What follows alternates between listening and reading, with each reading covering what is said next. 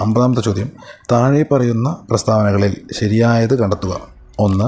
അന്താരാഷ്ട്ര Olympics committee അധ്യക്ഷയായി തിരഞ്ഞെടുക്കപ്പെട്ട ആദ്യ വനിതയാണ് ക്രിസ്റ്റി കവൻട്രി. 2. അവരുടെ ജന്മദേശം നമീബിയ ആണ്. 3. ഈ പദവിയിലെത്തുന്ന ആദ്യ ആഫ്രിക്കൻ വംശജയാണ്. 4. മുൻ ഒളിമ്പിക്സ് ബാഡ്മിൻ്റൺ താരമാണ് ക്രിസ്റ്റി കവൻട്രി. ഉത്തരം ഓപ്ഷൻ എ 1 ഉം 3 ഉം. 6-ാമത്തെ ചോദ്യം, ലോക നഗര ദിനത്തിൽ യുനെസ്കോ 2023 പുറത്തിറക്കിയ 55 ക്രിയേറ്റീവ് നഗരങ്ങളുടെ പട്ടികയിൽ ഇടം നേടിയ സാഹിത്യ നഗരം എന്ന പദവി ലഭിച്ചതുമായ കേരളത്തിലെ ആദ്യ നഗരം.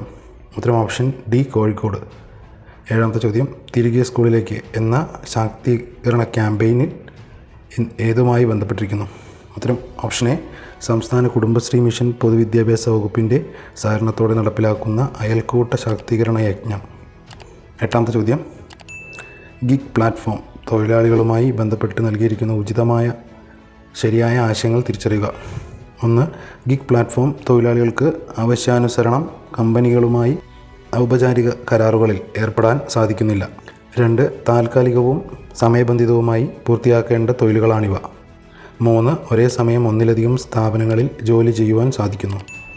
ഉത്തരം ഓപ്ഷൻ ബി 2 ഉം 3 ഉം ശരിയാണ്.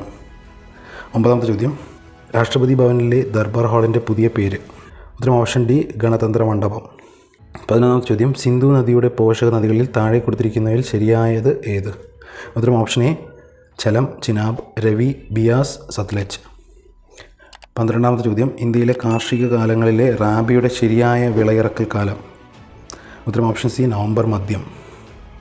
13-ാമത്തെ ചോദ്യം, കോട്ടണോപോളിസ് എന്ന് വിശേഷിപ്പിക്കുന്ന ഇന്ത്യൻ നഗരം? ഉത്തരം ഓപ്ഷൻ ഡി മുംബൈ.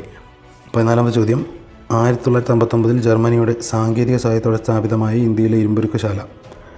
ഉത്തരം option B Hindustan steel limited, Rourkela. 15-ാമത്തെ ചോദ്യം, ഇന്ത്യയിലെ 6 വരിപ്പാതകളായ സൂപ്പർ ഹൈവേകളെ ചേർത്ത് സുവർണ ചതുഷ്കോണ സൂപ്പർ ഹൈവേ എന്ന പേര് നൽകിയിട്ടുള്ള റോഡ് ഏതെല്ലാം നഗരങ്ങളെ തമ്മിൽ ബന്ധിപ്പിക്കുന്നു? ഉത്തരം ഓപ്ഷൻ ബി ഡൽഹി, മുംബൈ, ചെന്നൈ, കൊൽക്കത്ത.